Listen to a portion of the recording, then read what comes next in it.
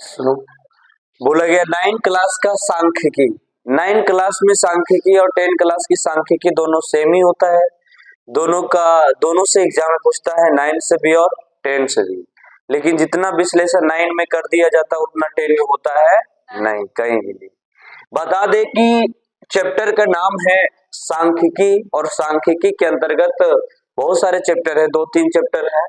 आंकड़ों का संग्रह, वर्गीकरण और बारंबारता बंटन। सबसे पहले मैं पहला एक चैप्टर चालू किया हूँ, उसमें से कुछ थ्योरी पार्ट है जिसको मैं बोर्ड पे लिख दिया हूँ। कहा गया सांख्यिकी किसे कहते हैं, अर्थात सांख्यिकी होता है क्या। सांख्यिकी का शाब्दिक अर्थ संख्या होता है, अर्थात सांख्यिकी जो होता है वो संख्या को बतलाता है, जिसमें संख्याओं एवं आंकड़ों का समूह होता है।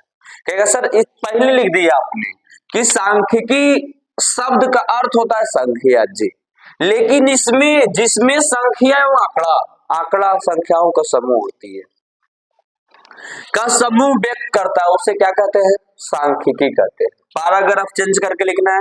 अंग्रेजी में सांख्यिकी को स्टैटिस्टिक्स कहते हैं।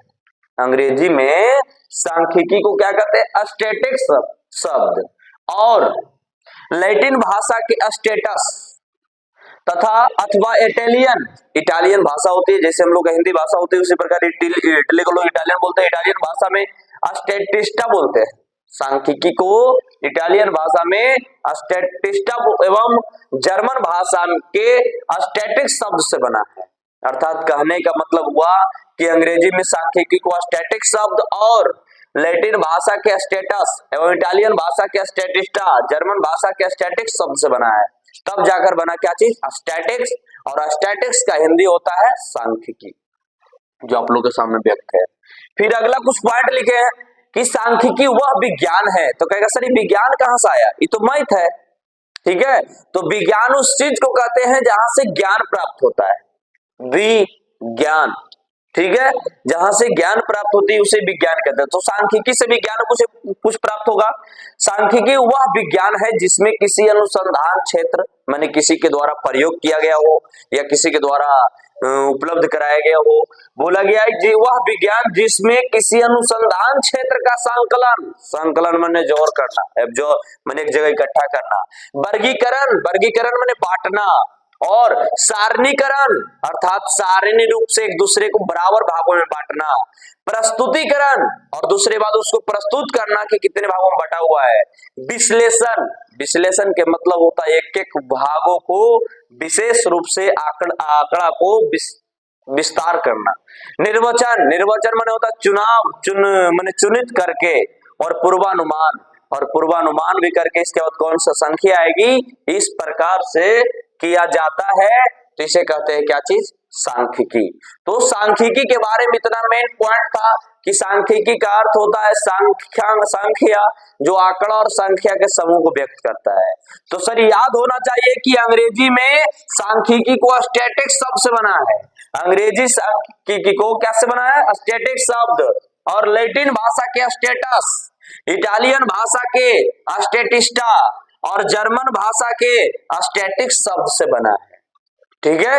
यही मेन रूप से इसकी क्या है, विशेष प्रकार है। आंकड़ा कहते हैं किसे, अर्थात आंकड़ा किसे कहते हैं, संख्याओं के संकलन को आंकड़ा कहते हैं।